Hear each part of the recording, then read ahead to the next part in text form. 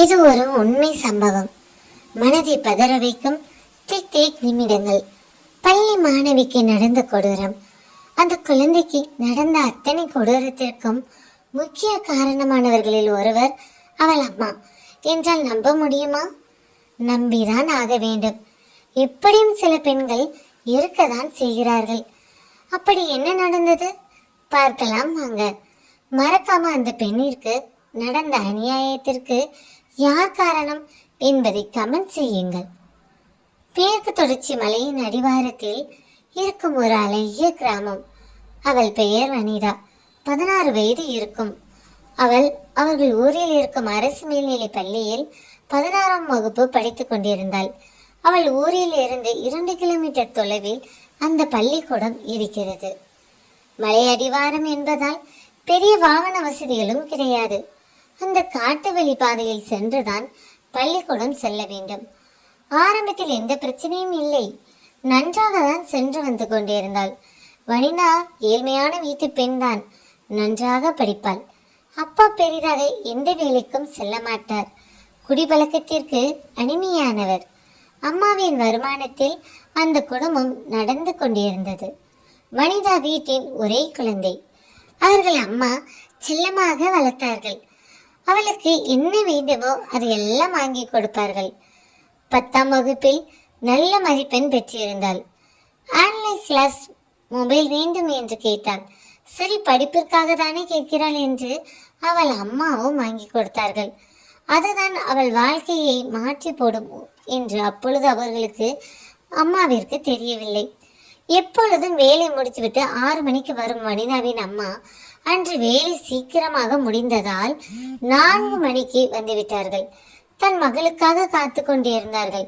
ஆனால் அப்பொழுதுதான் அவர்களுக்கு பெரிய அதிர்ச்சி காத்து கொண்டு இருந்தது. வனிதா நடக்க முடியாமல் தள்ளாடி கொண்டு வந்தாள். என்னாச்சு, ஏன் இப்படி நடக்கிறாள் என்று அவளின் அம்மா வேகமாக சென்று அவளை பிடித்தார்கள். என்ன ஆச்சு உனக்கு? மயக்கம் ஏதும் வருகிறதா? ஏன் இப்படி நடக்கிறாய் என்று வனிதாவின் அம்மா கேட்டார்கள். அவளால் சரியாக பதில் கூட கூற முடியவில்லை. என்னாச்சு என்று பார்த்தால் அவள் மீது இருந்து மது வாடை வர ஆரம்பித்தது. வனிதாவின் அம்மாவிற்கு பேரதிர்ச்சியாக இருந்தது. ஏன் இவள் மீது இந்த வாடை வருகிறது? எத்தனை நாள் இவளுக்கு இந்த பழக்கம் இருக்கிறது? யார் இவளுக்கு அறிமுகப்படுத்தி இருப்பார்கள்? இவரை சுற்றி என்ன நடக்கிறது என்ற 1000 கேள்விகள் வனிதாவின் அம்மாவிற்குள் இருந்தது. பள்ளியிலிருந்து வீடு வரைக்கும் இவள் இப்படிதான் வந்தாளா? இவளுக்கு மது யார் வாங்கி கொடுத்தார்கள் என்பதை விசாரிக்க ஆரம்பித்தார்கள். வனிதாவின் சக தோழியிடம் விசாரிக்கும் பொழுது சில அதிர்ச்சியான தகவல் தெரிய வந்தது. இப்பொழுதுதான் வனிதா அம்மாவிற்கு சில உண்மைகள் தெரிய வந்தது. இதை பற்றி முன்பே நான் உங்களிடம் பேச வேண்டும் என்று நினைத்தேன் அம்மா. ஆனால் வனிதா அப்படி கூறிவிட்டாய் என்றால் நான் தவறான முடிவை எடுக்க வேண்டிய சூழ்நிலை வரும் என்று என்னை பிளாக்மெயில் செய்தார். அவள் சொல்லியபடி செய்யக்கூடிய ஆளும் தான். அதனால் தான் பயத்தில் நான் உங்களிடம் இதை பற்றி கூறவில்லை. சில நாட்களாகவே வனிதாவின் பழக்கங்கள் மோசமாக இருக்கிறது. இப்பொழுது எல்லாம் வனிதா சரியாக படிப்பதே இல்லை. எங்கள் வகுப்பில் முதல் மார்க் எடுக்கும் அவள் இப்பொழுது சில பாடங்களில் ஃபெயில் ஆகி விடுகிறாள். ஆசிரியர்கள் அவளை அழைத்து பேசினார்கள். எனக்கு கொஞ்ச நாட்களாக உடம்பு சரியில்லை, அதனால் என்னால் படிக்க முடியவில்லை. ஆனால் அடுத்த தேர்வில் நிச்சயம் நான் நல்ல மதிப்பெண் எடுப்பேன் என்று கூறினாள். அவள் கூறிய வார்த்தைகளை ஆசிரியர்களும் நம்பினார்கள். அதனால்தான் எங்கள் ஆசிரியர்களும் உங்களை அழைத்து பேசவில்லை. ஆனால் உண்மையில் என்ன நடந்தது தெரியுமா என்று புதிராக வனிதாவின் தோழி பேச ஆரம்பித்தாள். அவள் பேச பேச வனிதா அம்மாவின் கைகள் நடுங்க ஆரம்பித்தது. அப்படி அவள் தோழி என்னதான் கூறியிருப்பார் பார்க்கலாம் வாங்க. வனிதா ஒரு பையனை காதலிக்கிறாள். ஆனால் யார் என்று எங்களுக்கு தெரியாது. நீங்கள் வாங்கி கொடுத்த மொபைல் போனை அவள் பள்ளிக்கு யாருக்கும் தெரியாமல் கொண்டு வருவாள். ஒரு நாள் நானும் அவளும் பாத்ரூம் போனோம். அங்கு அவள் மொபைல் போன் கொண்டு வந்து இருந்தாள். எனக்கு அதிர்ச்சியாக இருந்தது. என்னடி, ஸ்கூலுக்கு மொபைல் கொண்டு வந்திருக்கிறாய் என்று கேட்டேன். சும்மாதான், யாரும் வராங்களான்னு வெளியே நின்று பாரு என்று சொன்னாள். ஏய், இதை வைத்து என்ன பண்ண போற என்று கேட்டேன். சொல்வது மட்டும் கேளிடி, வாசல நின்று யாரும் வாராங்களான்னு பாரு என்று சொல்லிவிட்டு மொபைல் போனை எடுத்துக்கொண்டு அவள் பாத்ரூம் சென்றாள். 5 நிமிடங்களுக்கு மேலே ஆனது. அவள் வெளியவே வரவில்லை. இன்றுள் வெல்லும் முடிந்தது. மணி அடித்து விட்டார்கள். கிளாஸுக்கு போகணும். வனிதா என்று கூறினேன். நான் கூறியதை கூட அவள் காதில் வாங்காமல் யாரோ ஒருவருடன் பேசிக்கொண்டு இருந்தாள். நேரமாகிவிட்டது, நீ வாரியா இல்லை நான் போகட்டுமா என்று கேட்டேன். அதனால் வேறு வழியின்றி கட் பண்ணிவிட்டு வந்தாள். யாரிடம் பேசினாய் என்று கேட்டேன். நான் ஒரு பையனை காதலிக்கிறேன், அவனிடம்தான் நான் பேசிக்கொண்டிருந்தேன் என்று கூறினாள். அந்த பையன் யார் என்று கேட்டேன். அந்த பையனை பற்றி அவள் கூறும்போது எனக்குள் பயம் வர ஆரம்பித்தது. நாங்கள் பள்ளிக்கும் வரும் வழியில் ஒரு கட்டிட வேலை நடந்து கொண்டிருக்கிறது. அங்கு வேலை பார்க்கும் ஒரு வடமாநில பையன் ஒருவனிடம் அவள் அவ்வப்பொழுது பேசுவாள். நாங்கள் கூட சும்மா கிண்டலாக தான் அவள் பேசுகிறாள் என்று நினைத்தோம். எப்பொழுதும் பள்ளிக்கு எங்களுடன் ஒன்றாக தான் வருவாள். ஆனால் சில நாட்களாக அவள் எங்களை போக சொல்லிவிட்டு பின்னாடி தனியாக தான் வருகிறாள். அவளுக்கு என்ன ஆச்சு, ஏன் தனியாக வருகிறாள் என்று ஒரு நாள் அவளிடம் நான் கேட்டேன். அவள் காதலிக்கும் அந்த வடமாநில பையன் பெயர் ராஜேஷ். மொபைல் மூலமாக இருவருக்கும், அவருக்கும் எனக்கும் ஒரு நட்பு தோன்றியது. நட்பாக தான் பேச ஆரம்பித்தோம். ஆனால் அவரை எனக்கு ரொம்ப பிடித்திருக்கிறது. என்னிடம் அக்கறையாக பேசுகிறார். என் அப்பா கூட எனக்கு கேட்டதும் எதுவும் வாங்கி கொடுத்ததில்லை. ஆனால் அவன் எனக்கு எல்லாம் வாங்கி தருகிறான் என்று சின்ன பிள்ளைத்தனமாக பேசிக்கொண்டு இருந்தாள். உனக்கு பிடித்ததை வாங்கி கொடுத்துக்கிறான் என்பதற்காக காதலிக்கலாமா வனிதா? அவன் யார், என்ன வேலை செய்கிறான், அவன் எப்படிப்பட்டவன், அவன் குடும்பம் எப்படிப்பட்ட குடும்பம் என்று ஏதாவது உனக்கு தெரியுமா? எதுவும் தெரியாமல் நீ அவனை காதலிக்கிறேன் என்கிறாயே என்று அவளை நான் திட்டினேன். நீ இப்படி என் ஆசைகளை புரிந்து கொள்ளாமல் திட்டுவாய் என்றுதான் இத்தனை நாள் நான் உன்னிடம் கூறவே இல்லை. எனக்கு அவனை பிடித்து இருக்கிறது. நாங்கள் சீக்கிரமே திருமணம் செய்து கொள்வோம் என்று கூறினாள். எனக்கு கோபம் வந்தது. நீ நல்லா படிக்கிற பொண்ணு, உனக்கென்று ஒரு எதிர்காலம் இருக்கு. உங்க அம்மா உன்னை நம்பிதான் இருக்காங்க. திருமணம் என்றெல்லாம் பேசுகிறாய், அதுவும் அவன் யார் என்று தெரியாமல் இப்படியெல்லாம் பேசுற என்று அவளுக்கு நான் அட்வைஸ் செய்தேன். உன் அம்மாவிடம் இதை பற்றி நான் இப்பவே கூறுகிறேன் பார் என்றேன். அப்படி கூறினால் அதன் பிறகு நீ என்னை பார்க்க முடியாது. என் வீட்டுக்கு இந்த உண்மைகள் தெரிந்தால் நிச்சயம் என்னை பள்ளிக்கு அனுப்ப மாட்டார்கள். அதனால் நானும் ராஜேஷும் ஊரை விட்டு சென்று விடுவோம் என்று அவள் கூறினாள். அவள் எந்த தவறான முடிவும் எடுத்துவிடக்கூடாது என்றுதான் நான் உங்களிடம் கூறவில்லை. அந்த பையன் பார்ப்பதற்கு அழகாக இருப்பான். ஆனால் அவனிடம் எல்லா கெட்ட பழக்கமும் இருக்கிறது. நான் பள்ளிக்கு வரும் வழியிலே அவனை பார்த்து இருக்கிறேன். சிகரெட், மது, வாயில் ஏதோ ஒரு பாக்கு அது வேற போட்டு இருப்பான். எங்களுக்கெல்லாம் அவனை பார்ப்பதற்கே பயமாக இருக்கும். ஆனால் இவளுக்கு எப்படி பிடித்தது என்றுதான் எங்களுக்கு தெரியவில்லை என்று கூறினாள்.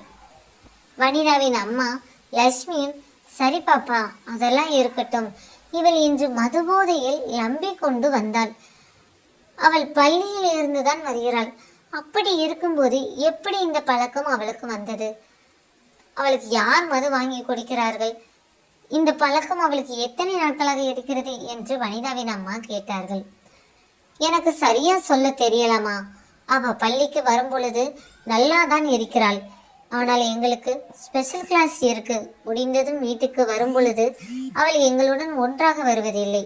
எனக்கு தெரிந்து அந்த ராஜேஷை பார்த்துவிட்டுதான் அவள் வீட்டுக்கு வருகிறாள் என்று நினைக்கிறேன். ஒருவேளை அந்த பையன் கூட வாங்கி கொடுத்திருக்கலாம் அல்லவா என்று வனிதாவின் தோழி கூறினாள். லட்சுமிக்கும் அதே சந்தேகம்தான். அந்த பையனை பார்ப்பதற்கு முன்னால் இவளுக்கு போதை தெளிந்தவுடன் இதை பற்றி கேட்கலாம், பிறகு என்ன செய்யலாம் என்று பார்க்கலாம் என்று லட்சுமியும் வீட்டிற்கு வந்துவிட்டார்கள். இவளை சுற்றி இவ்வளவு சம்பவங்கள் நடந்திருக்கிறது. ஆனால் இதை பற்றி வீட்டில் இருக்க யாருக்கும் தெரியவில்லை. தூங்கி எழுந்த வனிதா, தலை வலிக்குதம்மா, காபி போட்டு தரீங்களா என்று கேட்டாள். குளித்துவிட்டு வா, காபி போட்டு தருகிறேன் என்று கூறினார்கள் அம்மா. அவளுக்கு ரெஃப்ரெஷ் ஆகிவிட்டு வந்தாள். என்ன வனிதா நடக்குது, நீ என்ன பண்ணிக்கிட்டு இருக்க என்று கேட்டார்கள். என்னம்மா, என்னாச்சு என்று எதுவும் தெரியாத மாதிரி கேட்டாள். வனிதா, உனக்கு இந்த மது பழக்கம் எத்தனை நாளாக இருக்கிறது? உனக்கு யார் வாங்கி கொடுக்கிறார்கள் என்று கோபமாக லட்சுமி கேட்டார்கள். ஆரம்பத்தில் வனிதா மழுப்பலான பதில்களை கோரியதால் லட்சுமி வனிதாவை பயங்கரமாக கண்டிக்க ஆரம்பித்தாள். உண்மையை கூறப்போகிறாயா இல்லையா என்று முதல் முறையாக வனிதாவிடம் லட்சுமி கடுமையாக நடந்து கொண்டாள். வனிதா கூறிய உண்மைகள் மனதை பதற வைத்தது. தினமும் பள்ளி முடிந்ததும் கடைசியாக கிளம்பும் வனிதா ராஜேஷ் சந்தித்த பின் வீட்டுக்கு வருவாள். ஒரு நாள் ராஜேஷுக்கு அங்கு கட்டிட வேலைகள் இல்லை. அன்று லீவு. வனிதாவுக்காக காத்து கொண்டிருந்தான். எப்பொழுதும் 5 நிமிடம் பார்த்து பேசிவிட்டு கிளம்புவார்கள். அன்று இன்னும் கொஞ்ச நேரம் இருக்கலாமே என்று கூறியபடி அந்த கட்டிடத்திற்கு பின்னால் இருக்கும் காட்டுப்பகுதிக்குள் சென்று இருக்கிறார்கள். அந்த தனிமை அவர்களுக்குள் ஒரு சின்ன நெருக்கத்தை ஏற்படுத்தியது. ஆனால் பெரிதாக எந்த தவறும் நடக்கவில்லை. நேரமாகிறது, நீ கிளம்பு என்று அந்த பையன் கூறியிருந்தும் வனிதா கிளம்பவில்லை. இன்னும் கொஞ்ச நேரம் உங்க கூட இருந்துட்டு போறேன் என்று கூறியபடி அவன் தோளில் சாய்ந்து பேசிக்கொண்டு இருந்தார்கள். நேரமாக இருட்ட ஆரம்பித்தது. நீ கிளம்பு என்று அவன் கூறியும் அவளுக்கு அவனை விட்டு வர மனமில்லை.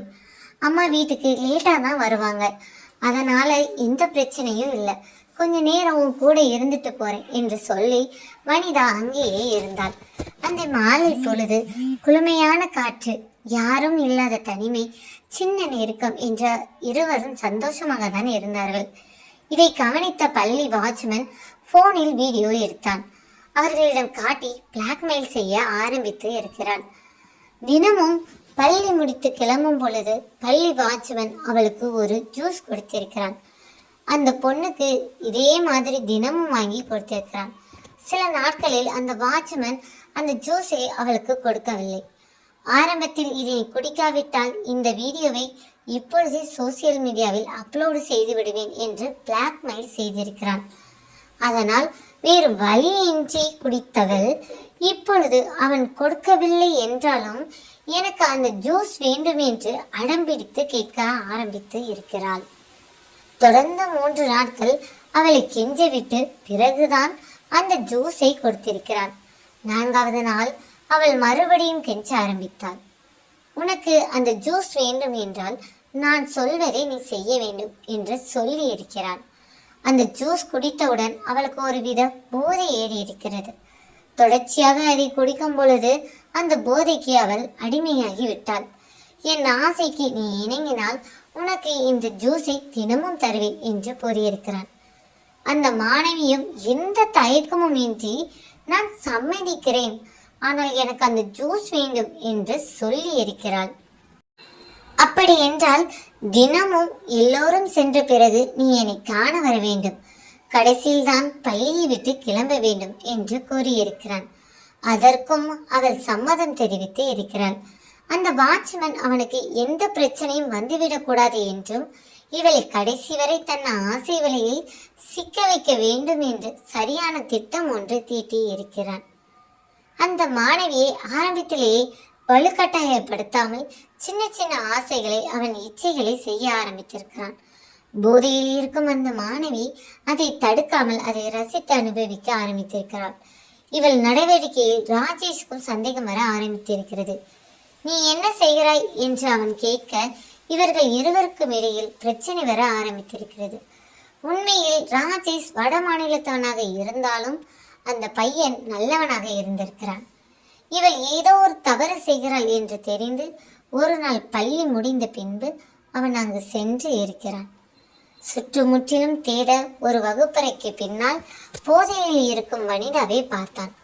பக்கத்தில் அந்த வாட்ச்மேன் அவள் ஆடை கையை விட்டு சிறு சிறு தவறுகளை செய்திருக்கிறான். இதை பார்த்த ராஜேஷ் அதிர்ச்சி அடைந்தான்.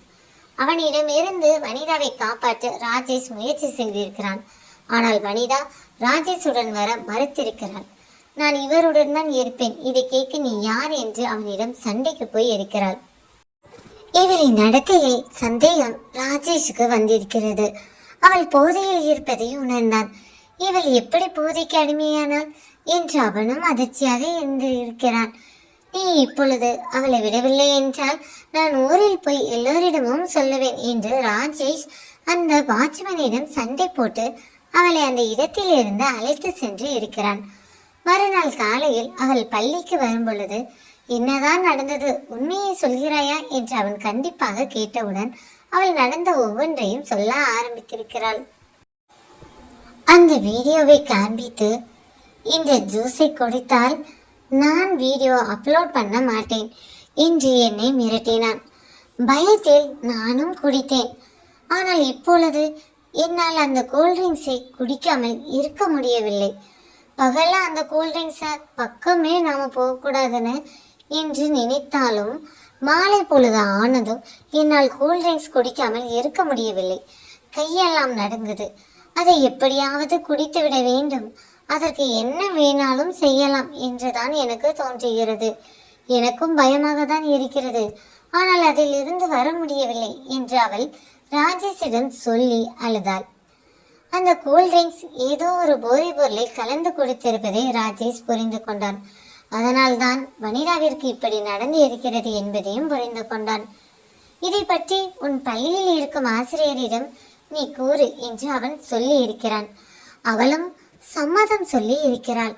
ஆனால் பள்ளிக்கு சென்றவுடன் ஒருவேளை நம் வாட்ச்மேனை கம்ப்ளைண்ட் செய்தால் அவனிடம் இருந்து அந்த கூல்ட்ரிங்க்ஸ் நமக்கு கிடைக்காது என்று நினைத்து அவள் சொல்லாமல் மறைத்து விட்டாள். ராஜேஷிடம் நான் சொல்லிவிட்டேன், அவர்கள் கண்டித்து விட்டார்கள். இனிமேல் நான் அந்த பழக்கத்திற்கு அடிமையாக மாட்டேன் என்று கூறிவிட்டேன்.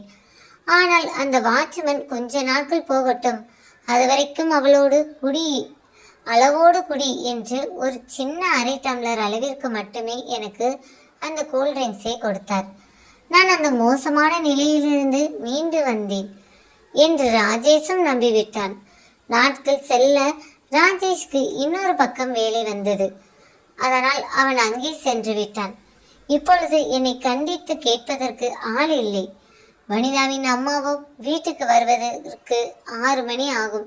சில நேரங்களில் இரவு 8 மணியும் ஆகும். அதற்குள் அவள் நிதானத்திற்கு வந்து விடுவாள். வனிதாவின் அப்பா ஏற்கனவே குடிகாரன். அவன் இதை பற்றி கண்டு கொள்ளவே இல்லை. அப்படிதான் நேற்று வனிதா அந்த கூல்ட்ரிங்க்ஸை அதிகமாக குடித்திருக்கிறாள். அதன் அதிக போதையில் அப்படி தள்ளாடி நடந்திருக்கிறாள். என்றும் இல்லாமல் அம்மா சீக்கிரமாக வந்ததனால் இதை கண்டுபிடித்து விட்டார்கள். வனிதாவின் அம்மாவிற்கும் இந்த அத்தனை விஷயங்களும் தெரிய வந்திருக்கிறது. வெளியே தெரிந்தால் அவமானம் என்று வனிதாவின் அம்மா வாட்ச்மேனை சத்தம் போட்டதும் விட்டுவிட்டார்கள். அவர்கள் செய்தது பெரிய தவறு. இன்று இந்த பெண்ணை இப்படி செய்தவன் நாளை இன்னொரு குழந்தையும் அப்படி செய்ய மாட்டான் என்று என்ன நிச்சயம்? அவர்கள் சட்டப்படி போலீசில் கம்ப்ளைண்ட் செய்திருக்க வேண்டும். ஆனால் அதை செய்யவில்லை. தன் குடும்பமான போய்விடும் என்று நினைத்து விட்டு விட்டார்கள். வனிதாவிடம் அந்த போதையில் அவன் உன்னிடம் தவறாக நடந்து கொண்டானா என்று கேட்டதற்கு சிறு சிறு தவறுகள் செய்வான். ஆனால் பல முறை என்னுடன் அவன் நெருக்கமாக இருப்பதற்கு வற்புறுத்தினான். நான் சம்மதிக்கவில்லை என்று கூறியிருக்கிறாள். இதனை நம்பலாமா என்று வனிதாவின் அம்மா கேட்டதற்கும் சத்தியமாக நான் பெரிய தவறு ஏதும் செய்யவில்லை, ஆனால் என்னால் அந்த போதையில் இருந்து வெளியே வர முடியவில்லை என்று கூறியிருக்கிறாள். ஒரு நல்ல மருத்துவரின் ஆலோசனைப்படி அவளை அந்த போதை பழக்கத்தில் இருந்து வெளியே கொண்டு வருவதற்கு அவர்கள் அம்மா பல முயற்சிகள் செய்திருக்கிறார்கள். காலப்போக்கில் அவள் சரியாகிவிட்டாள் என்று கண்டு கொள்ளவில்லை. ஆனால் அதே பள்ளியில் அந்த வாட்ச்மேன் வேலை செய்து கொண்டுதான் இருக்கிறான். வனிதாவின் அம்மா அந்த வாட்ச்மேன் மீது பள்ளிக்கூடத்திலாவது கம்ப்ளைண்ட் செய்திருக்க வேண்டும். எங்கே இது வெளியே தெரிந்து விடுமோ என்ற அச்சத்தில் பள்ளிக்கூடத்திலும் அவனை பற்றி கம்ப்ளைண்ட் கொடுக்கவில்லை. அதுதான் அவர்கள் செய்த பெரிய தவறு. அது மட்டுமல்ல, வனிதாவின் அம்மா ராட்சஸை நேரில் பார்த்து வனிதாவை பற்றியும் அவள் தற்போது இருக்கும் நிலைமையை பற்றியும் கூறியிருக்கிறார்கள். அவனும் இது அனைத்தும் எனக்கு தெரியும் அம்மா, நான் கண்டித்ததற்கு என்னிடம் இனிமேல் அப்படி நடக்க மாட்டேன் என்று கூறியிருந்தாள். நான் நம்பிவிட்டேன். ஆனால் நான் உங்களிடமாவது உண்மையை கூறியிருக்க வேண்டும் என்று அவனும் கூறி வருத்தப்பட்டார். வனிதாவின் இந்த நிலைமைக்கு நீயும் ஒரு காரணம்தான். நீ அவள் வாழ்க்கையில் வராமல் இருந்தால் அவள் இப்படி ஒரு பிரச்சனையில் சிக்கியிருக்க மாட்டாள். 10ஆம் வகுப்பில் முதல் மதிப்பெண் எடுத்த பெண். இன்று அவள் நிலைமையினை பார்த்தாயா?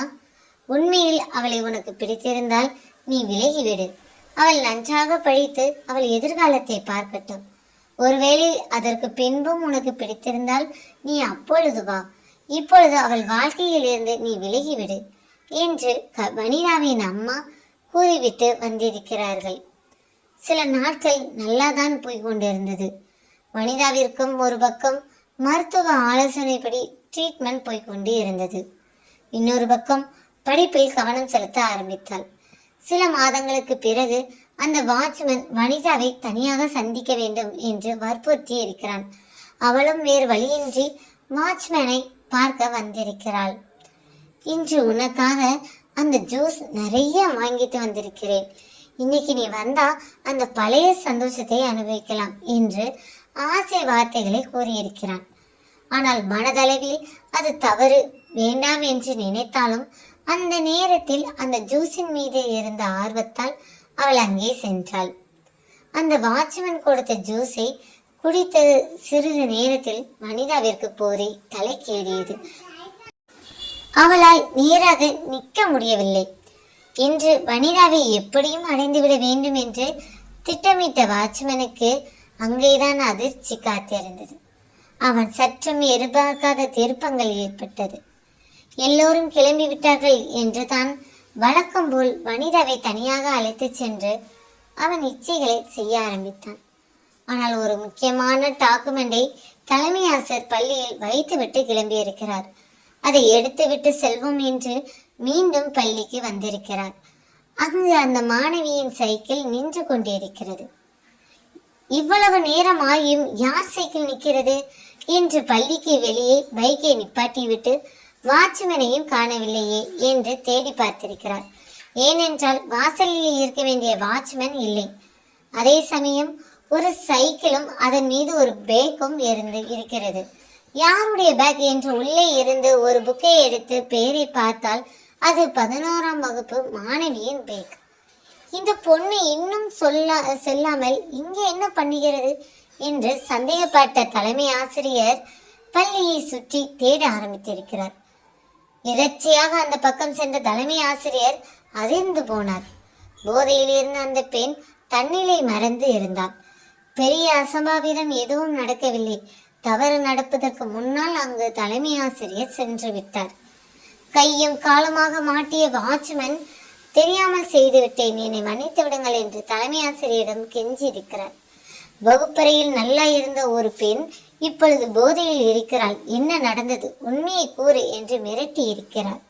போலீசில் உன்னை கம்ப்ளைண்ட் பண்ணுகிறேன் என்று கூறியதும் வாட்ச்மேன் பயந்து தலைமை ஆசிரியரை தாக்க முயற்சி செய்திருக்கிறார். ஆனால் தலைமை ஆசிரியர் அந்த வாட்ச்மேனின் கை கால் இரண்டையும் கட்டி போட்டுவிட்டு அந்த பெண்ணிற்கு தண்ணீர் கொடுத்து போலீசிற்கும் இன்ஃபார்ம் பண்ணி இருக்கிறார்.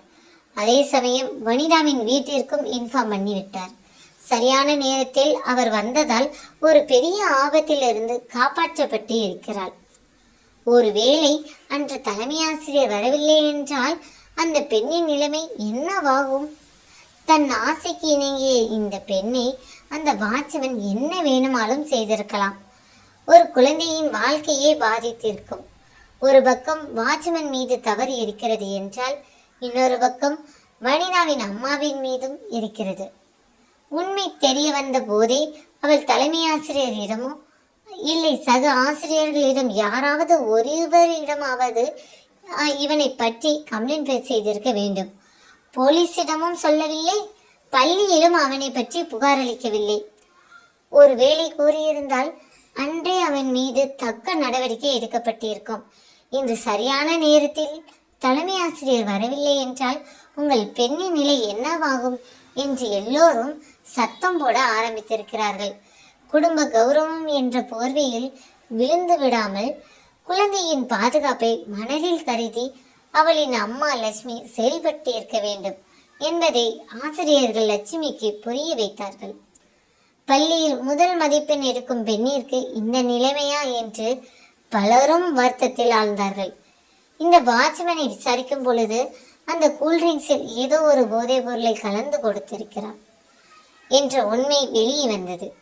இதைவிட இன்னொரு பெரிய அதிர்ச்சி காத்து கொண்டிருந்தது.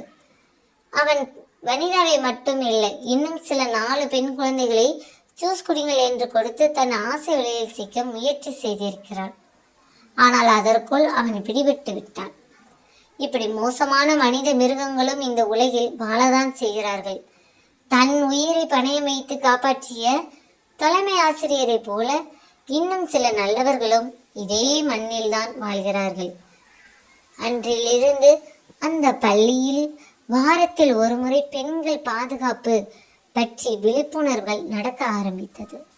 பெண்கள் பாதுகாப்பாக எப்படி இருக்க வேண்டும் என்பதையும், ஆண்கள் ஒரு பெண்ணை எப்படி மதித்து நடக்க வேண்டும் என்பதையும், சக பெண்களுக்கு சக ஆண்கள் பாதுகாப்பாக இருக்க வேண்டும் என்பதையும் இந்த பள்ளிக்கூடத்தில் சொல்லிக் கொடுத்து வந்தார்கள்.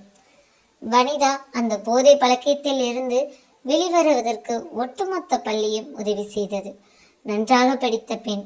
அவள் வாழ்க்கை தடமாறிவிடக் கூடாது என்ற அக்கறையில் அவளுக்கு அதிக அக்கறை காட்டினார்கள். அதேபோல் வனிதாவும் அந்த பழக்கத்திலிருந்து முழுமையாக வெளியே வந்தாள். ஒரு பெண்ணிற்கு கல்வியும் அவள் சம்பாதிக்கும் பணமும் எவ்வளவு தைரியம் தரும் என்பதை ஒவ்வொரு ஆசிரியர்களும் வனிதாவிற்கு மட்டுமல்ல, அந்த பள்ளியில் படிக்கும் ஒவ்வொரு பெண் குழந்தைகளுக்கும் சொல்லிக் கொடுத்தார்கள். அதோடு நிப்பாட்டவில்லை. பள்ளி குழந்தைகளின் பெற்றோர்களை வரவழைத்து அவர்களுக்கும் விழிப்புணர்வு பற்றி சொல்லிக் கொடுத்தார்கள். கௌரவம், யார் என்ன சொல்வார்கள் என்ற பெயரில் தயக்கத்துடன் இருக்கக்கூடாது. தவறு நடந்தால் தட்டி கேட்கவும் செய்ய வேண்டும். அதே சமயம் அவர்கள் மீது புகார் அளிக்கவும் வேண்டும் என்பதை வற்புறுத்தினார்கள். வனிதா 12ஆம் வகுப்பிலும் முதல் மதிப்பெண் எடுத்தாள். ராஜேஷ் வனிதாவின் அம்மா பேசியதிலிருந்து வனிதாவை பார்ப்பதற்கு வரவே இல்லை. அவளிடம் பேசுவதும் இல்லை. அவளின் நிலைமைக்கு நானும் ஒரு காரணம் என்ற குற்ற உணர்ச்சி அவனுக்கு இருந்தது. அவள் வாழ்க்கையில் பெரிய ஆளாக வர வேண்டும் என்பது அவனின் ஆசையும். கட்டிட வேலை பார்க்கும் நம்மால் அவள் கனவு சிதைந்துவிடக் கூடாது என்று முழுவதுமாக ஒதுங்கிவிட்டாள். காலங்கள் கடந்தன. வனிதாவும் படித்து ஒரு பெரிய வேலைக்கு சென்றாள். தன்னை கஷ்டப்பட்டு படிக்க வைத்த தன் அம்மாவையும் நன்றாக பார்த்து கொண்டாள். தனக்கு நடந்தது போல் இன்னொரு பெண்ணிற்கு நடந்துவிடக் கூடாது என்று சோசியல் மீடியாவில் விழிப்புணர்வு சம்பந்தமாக பேசி வீடியோஸ் அப்லோட் செய்து இருக்கிறாள். இன்று பல பெண்களுக்கு ரோல் மாடலாக இருக்கிறாள். அன்று சரியான நேரத்தில் அந்த தலைமை ஆசிரியர் வரவில்லை என்றால் அவளின் வாழ்க்கை கேள்விக்குறியாக இருக்கும்.